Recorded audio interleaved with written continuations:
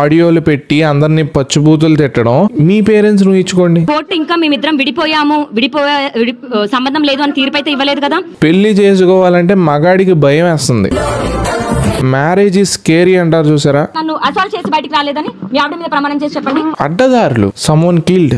ఇది వాళ్ళ ఇల్లు, ఇది తరుణ్ ఇల్లు, ఇది రాజ్ తరుణ్ ఇల్లు. పెంట మొహందే ఆడు మాత్రం ఇన్ని నాటకాలు వేసింది. అంటే నెక్స్ట్ బిగ్ బాస్ కి ప్లాన్ వేస్తుంది ఈ వర్షిని. ఆ ముగ్గురులో గాని పక్కనోళ్ళు పక్కింటోళ్ళు చూడరా. It's unconstitutional literally. అక్కడ బూతులేంటి. And big TV is the biggest dirty channel అనమాట.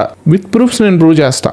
గర్ల్స్ లో అయితే చాలా ఘోరంగా ఉంది. So hi guys, welcome back to film Bolte. Telugu states లో అమ్మాయిల సిచ్యువేషన్, అలాగే అమ్మాయిల మైండ్ సెట్ అండ్ అమ్మాయిల బిహేవియర్ ఎంత దారుణంగా ఉంది అనేది ఈ వీడియో ఒక్కటి చూస్తే మీకు అర్థమవుతుంది అనమాట. సో మొత్తం ప్రూఫ్స్ ఉన్నాయండి. మొత్తం ప్రూఫ్స్ తోనే తను ఏమేం చేసింది, అసలు ఏం జరిగింది అనేది మొత్తం డీటెయిల్ గా చెప్దాం. స్కిప్ చేయమాకండి, ఎందుకంటే ఇదంతా వీడియోస్ పరంగా ఉంటది కాబట్టి మీకు బోర్ కొట్టదు. ఎందుకంటే లైవ్స్ అనేది దగ్గర 3-4 అవర్స్ ఉంటుంది. వాటిలన్నింటినీ ట్రిమ్ చేసి వాటిలో మెయిన్ పాయింట్సే నేను ఇందులో పెడతా.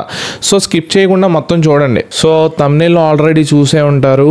లావణ్య అండ్ రాజ్ తరుణ్ గొడవ మళ్ళీ స్టార్ట్ అయింది. ఈసారి వీళ్ళు అవుట్ ఆఫ్ ది బాక్స్ వెళ్ళిపోయారు. అంటే లావణ్య మాత్రం చాలా క్రూయల్ అయిపోయింది అనేసి అనుకుంటున్నా నేను.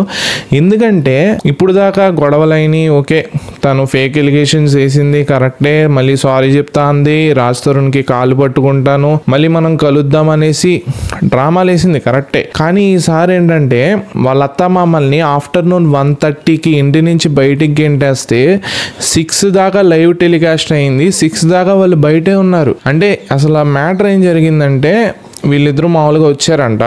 వచ్చినప్పుడు తిను లోపల ఉంది విల్లాలో.